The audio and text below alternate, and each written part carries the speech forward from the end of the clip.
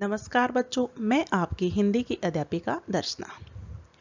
और बच्चों, आज हम इस वीडियो के माध्यम से सीखेंगे कक्षा 8वीं गुंजन पुस्तिका हिंदी का पाठ 11 है। ठीक है, उसके प्रश्न उत्तर हम करेंगे। ये एक कविता है। कविता का नाम है मेरा नया बचपन। और ये कवित्री कौन है? सुभद्रा कुमारी चौहान जी, जिनका नाम आपने सुना होगा क्योंकि बहुत ही सुंदर सुंदर कविताएं ये लिखती हैं।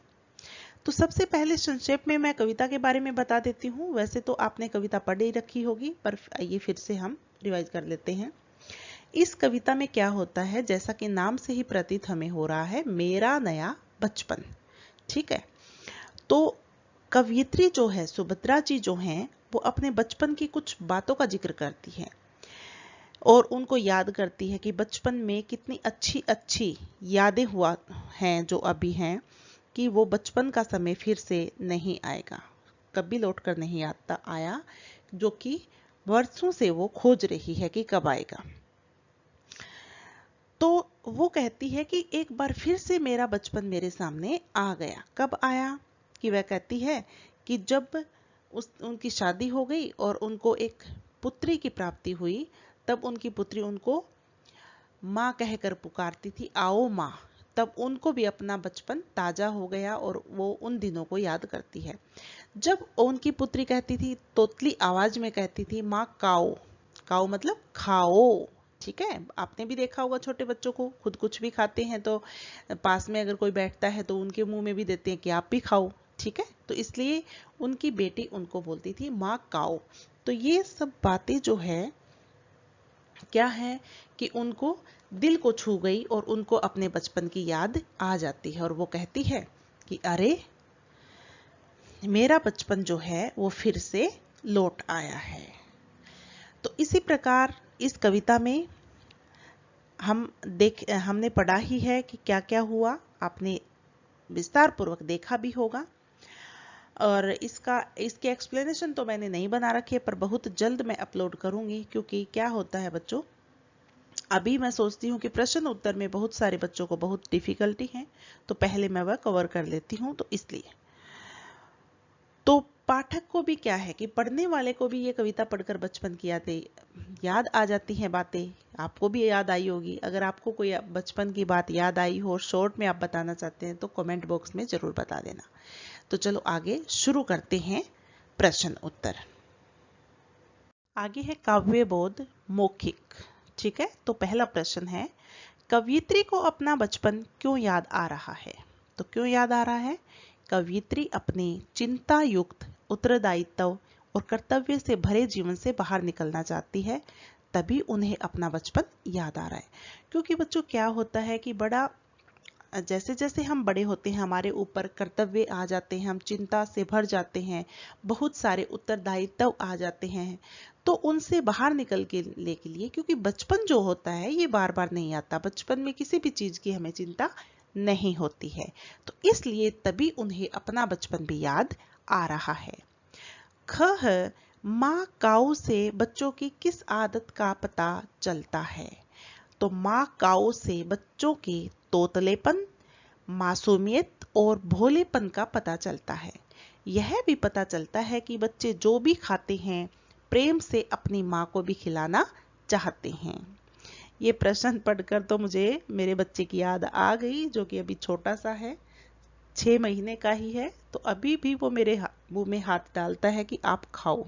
ठीक है, बोलने तो नहीं लगा है, तो बहुत जल्द वो भी बोलेगा माँ काओ। ठीक है, तो जैसे कवित्री को, सुभद्रा जी को याद आती है कि माँ काओ से बच्चों के किस आदत का पता चलता है, कि बच्चे बहुत मतलब अपनी माँ से क्या है नजदीक रहते हैं, उनका वो तोतलेपन में बात करते हैं, उनकी मासूमियत इतनी होती है और भोले होते हैं कि उनको ज्यादा जानकारी नहीं होती। ठीक है, और यह भी पता चलता है कि बच्चे जो भी खाते हैं प्रेम से अपनी माँ को भी खिलाना चाहते हैं। ये हो गया दूसरा प्रश्न। आगे है, माँ को बच्चों के साथ बच्चा बनना क्यों अच्छा लगता है? तो क्यों अच्छा लगता है? माँ स्वयं बच्चे के साथ बच्चा बनकर उनके खेल, झूठ मूठ का रोना, अटखेलियां करना, मुंह बनाना आदि में भाग लेती है, क्योंकि बच्चे जो भी करते हैं उनके साथ साथ माँ भी वो एक्टिविटी करती है। बच्चे को भी तभी आनंद आता है जब माँ उन्हीं के स्तर पर उतरकर खेलती है, कि उनका स्तर क्या होता है, किस लेवल से वो खेलते हैं, उसी प्रकार माँ खेलेगी तो बच्चे भी खुश हो जाते हैं। इस तरह माँ स्वयं भी अपने बीते हुए बचपन को फिर से जीती है। अगला प्रश्न है, कवियत्री ने अपना खोया बचपन किस प्रकार पाया? तो कवियत्री ने अपना खोया हुआ बचपन अपनी बेटी की शरारतों में फिर से प्राप्त कर लिया। ये घ प्रश्न समाप्त होता है और अब हम करते हैं अंतिम प्रश्न। तो बच्चों वैसे कई उसमें तो मैं ये प्रश्न देती ही नहीं हूँ, पर इसमें मैंने लिखा है ताकि आप अच्छे से समझ जाओ। कई पाठों में मैंने नहीं दिया है। तो कविता को भाव सहित ऊंचे स्वर में पढ़िए। तो देखो पढ़ना है तो मैं यहाँ पर कैसे बताऊं? तो आपको ऊंचे स्वर में भाव सहित पढ़ना है कि इसका भावार्थ क्या है। ताकि ऊंचे स्वर में पढ़ने के लिए क्यों बोला है? क्योंकि लय में हम पढ़ेंगे तो कविता हमें याद होगी, उसका भाव सही निकल कर आएगा, और भाव सही निकल कर आ जाएगा तो कविता समझ आ जाएगी, प्रश्न उत्तर अपने आप हो जाएंगे। तो छात्रों से बारी बारी से क्या है कि कक्षा अध्यापिका पढ़ाती है, तब छात्रों से बारी बारी वो पढ़वाती है। इस पे हम कोई भी एक्टिविटी भी कर सकते हैं। ठीक है, तो ये अगला प्रश्न अंतिम जो है ऐसे आपको करना है, आपको पढ़नी है कविता। तो कौन कौन बच्चा पढ़ता है कविता, बताइए मुझे। तो ये तो हो गया पांचवा प्रश्न। अब हम करते हैं आगे। अब आगे है लिखित। कवियत्री ने बचपन को अतुलित आनंद देने वाला क्यों कहा है? ठीक है, अतुलित, अतुलित क्या होता है? जिसकी तुलना ही नहीं की जा सकती, अतुलनीय। जिसकी तुलना नहीं की जा सके, अतुलनीय, कि उसको तुलना नहीं कर सकते, किसी के साथ बराबरी नहीं कर सकते। तो बचपन को यही कहा गया कि बचपन एक ऐसी अवस्था होती है, जिस आनंदमय अवस्था होती है, जिसकी बराबरी किसी के साथ तुलना ही नहीं की जा सकती। तो उत्तर है, कवियत्री ने बचपन को अतुलित आनंद देने वाला कहा है, क्योंकि बचपन में किसी प्रकार की चिंता नहीं होती, जो जी करे करो, जब जी चाहे खाओ, आजादी के पंख लगाकर घूमो फिरो। ऐसा अनुशासन रहित स्वतंत्र जीवन बचपन के अलावा कभी नहीं मिलता। क्योंकि बचपन ऐसा होता है कि कोई समय सीमा नहीं होती खेलने की। जब मन करा सो जाओ, जब मन करा खाओ, अभी भूख लगी है, तो आजादी के पंख लगे होते हैं। ठीक है, तो बचपन की वो अवस्था जो है वो क्या है कि किसी के साथ उस अवस्था की तुलना हम नहीं कर सकते। ये है ख, कवियत्री ने बचपन की किन विशेषताओं का वर्णन किया है? तो बचपन में की कौन कौन सी विशेषताएं हैं? तो कवियत्री ने के अनुसार बचपन का जीवन बहुत पवित्र, पवित्र मतलब कोई भी छल कपट नहीं होता उसमें, निर्दोष और शांतिदायक होता है, कि एकदम शांति होती है जीवन में, कोई चिंता नहीं, कोई फिक्र नहीं। उसमें एक सहज स्वाभाविक आराम है। बचपन में मासूमियत और मिठास भरी सरलता है। यह जीवन पाप रहित और दोष रहित है। ठीक है, तो कवियत्री ने बचपन की इन सब अवस्थाओं का वर्णन यहाँ पर किया है, जो कि सही भी है। बच्चे के रोने पर माँ ने उसे कैसे चुप कराया? तो बच्ची के रोने पर माँ काम छोड़कर आई और उसे गोद में उठा लिया। बच्ची को संभालकर उसे खूब प्यार किया, जिससे वह चुप हो गई। ठीक है, क्योंकि बच्चा जब रोता है तो माँ चाहे कितना ही जरूरी कार्य क्यों ना कर रही हो, भागकर बच्चे के पास जाती है। तो बच्चे के रोने पर माँ काम छोड़कर आती है और उसे गोद में उठा लिया। बच्ची को संभालकर उसे खूब प्यार किया, जिससे वह चुप हो गई। क्योंकि बच्चे प्यार के भूखे हैं, बच्चों को थोड़ा प्यार देंगे तो खुश हो जाते हैं। ये हो गया ग। है घ, कवियत्री का बच्ची बन जाने का क्या अर्थ है? तो क्या है कि जैसा कि मैंने बताया था कि माँ भी अपने बच्चों के साथ बच्ची ही बन जाती है, कि कवियत्री अपनी बेटी के साथ खेलती हुई उसे तोतली भाषा में ही बात करती है। बच्चे बोलते हैं नहीं मुझे नहीं खाना, तो क्या है कि मम्मी भी बोलती आपको खाना है, अरे ऐसे तोतली आवाज में बात करते हैं। आपने भी देखा होगा, आपके छोटे बहन भाई हैं तो आपकी मम्मी कैसे बातें करती हैं, अच्छा लगता है और बच्चों को भी अच्छा लगता है। ठीक है, तो उनके साथ क्या है कि तोतली आवाज में बात करते हैं, उसका बचपना भी कवियत्री का बचपना भी साथ आ जाता है। तो उस समय वे स्वयं भी बच्ची सी बन जाती है। तो इस प्रकार कवियत्री का बन जाने का यही अर्थ है। बच्चों, कोई भी प्रश्न आ जाता है हिंदी में तो उसका अर्थ समझकर आपको उत्तर देना है। आसानी से आप दे सकते हैं अगर आपने पाठ पढ़ रखा है तो। ये खत्म हुआ यहाँ पर लिखित प्रश्न उत्तर। अब आगे देखते हैं भाव स्पष्टीकरण। यहाँ पर एक एक पंक्ति दी है और ये बताना ये पंक्ति कहाँ से ली है, कविता में से उठाई है, और इसका अर्थ बताना है, भाव बताना है कि ये क्या कहना चाहती है। तो देखिए, व्याकुल व्यथा मिटाने वाली, तो इसका अर्थ क्या होगा? तो इसका अर्थ होगा बचपन की अवस्था स्वाभाविक सुख चैन की अवस्था है, उसकी याद सारे दुख और परेशानियां मिटा देती है। ठीक है, व्याकुल व्यथा, व्यथा मतलब दुख दर्द, मिटाने वाली ये अवस्था है। अगली लाइन है, नंद नवन सी फूल उठी वह अपनी प्राकृत विश्रांति, यह छोटी सी कुटिया मेरी। बहुत ही अच्छी कविता है ये, मैं आपको पढ़ाऊंगी तो आपको बहुत अच्छे से समझ आएगी क्या कहना चाहती है ये कवित्री। जब मेरी बिटिया ने अपने तोतले मीठे बोल बोले तो मेरा छोटा सा घर स्वर्ग के उपवन के समान लगने लगा। बहुत ही अच्छा प्रतीत हो रहा है कि जब मेरी बिटिया ने अपने तोतले मीठे बोल बोले तो मेरा छोटा सा घर स्वर्ग के उपवन के समान लगने लगा। कहाँ है यह छोटी सी कुटिया मेरी? कुटिया मतलब छोटा सा घर। नंद नवन सी फूल उठी, नंद नवन क्या होता है? उपवन के समान, कि छोटा सा बगीचे के समान। ये हो गई दोनों पंक्तियों का अर्थ। अब आगे है उसकी मंजुल मूर्ति देखकर मुझ में नवजीवन आया। तो इस पंक्ति का अर्थ है कि बिटिया का सुंदर मुखड़ा देखकर कवित्री ने फिर से प्रसन्नता और आनंद से भरा नया जीवन पा लिया है। अपने बच्चे को देखते ही माँ अपने भीतर नए जीवन का संचार पाती है।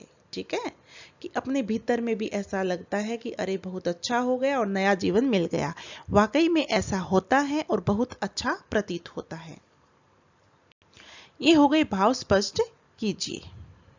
अगला है पठित पद्यांश पर आधारित प्रश्नोत्तर। कि पद्यांश दिया होगा, आपको अच्छे से पढ़ना है और प्रश्न उत्तर मैं करवा देती हूँ। रोते समय निकले आंसुओं की तुलना किससे की गई है? रोते समय निकले आंसुओं की तुलना मोतियों से की गई है। फिर है कवियत्री ने यहाँ किस जयमाला का वर्णन किया है? कवियत्री ने यहाँ आंखों से बहते आंसुओं की जयमाला का वर्णन किया है। फिर है कवियत्री के रोने पर माँ क्या करती है? माँ सब काम छोड़कर कवियत्री को गोद में उठा लेती है और चूम पुचकार कर उन्हें चुप करा देती है। ओके, अगला प्रश्न है सही विकल्प चुनकर लिखिए। तो सही विकल्प चुनना है आपको। 2 से 3 विकल्प दिए होंगे। तो यहाँ पर देखिए, बचपन बीत जाने से जीवन में किसकी कमी अनुभव होती है? बचपन के बीत जाने के बाद किसकी कमी अनुभव होती है? तो मस्त खुशियों की, क्योंकि जीवन में वो खुशियां नहीं होती जो कि बचपन में होती है। एक छोटा सा खिलौना अगर बच्चे को मिल जाता है तो कितने खुश होते हैं हम कि अरे खिलौना है, सुबह उठकर तो मुझे यही चाहिए। उसको बच्चा साथ में लेकर सोता है तो अलग ही खुशी होती है। फिर है कवियत्री बचपन से क्या मांग रही है? कवियत्री बचपन से प्राकृत विश्रांति मांग रही है। इसका अर्थ क्या है? प्राकृतिक मतलब जो कि दिखावटी नहीं, विश्रांति शांति, एकदम शांतिदायक जीवन होना चाहिए। ठीक है। फिर है कवियत्री की कुटिया नंद वंदन से क्यों फूल उठी है? बिटिया के बोल उठने से ऐसा लगता है कि पूरा छोटा सा घर कवियत्री का उसकी बगिया चहचहाने लगी है जब बिटिया बोलती है। आगे है मूल्य परक प्रश्न। माँ संतान की किन बातों को कहे बिना ही जान लेती है? तो बच्चों, माँ और संतान का प्रगाढ़ ममता का नाता होता। प्रगाढ़ मतलब बहुत ही गहरा ममता का नाता होता है। माँ की ममता भरी आंखें संतान के मन में झांक कर बिना कहे ही उसकी हर बात को जान लेती है कि अभी बच्चे को क्या चाहिए, अभी बच्चे को क्या चाहिए। संतान का सुख दुख, उसकी जरूरतें, भूख प्यास को जानना माँ के लिए कठिन नहीं होता। माँ तो केवल आवाज सुनकर ही बच्चे के मन का हाल जान लेती है कि बच्चा चाहता क्या है। सच तो ये है कि माँ से कुछ छिपाए नहीं छिपता। बच्चा अगर कुछ छिपाना चाहता है फिर भी माँ से नहीं छिपा पाता क्योंकि माँ बच्चे को समझ जाती है। ठीक है, इस प्रकार माँ संतान की बहुत सारी बातों को कहे बिना ही जान लेती है। आगे है भाषा ज्ञान। पहले प्रश्न दिया है विलोम शब्द कटु। कटु का उल्टा क्या होता है? मधुर।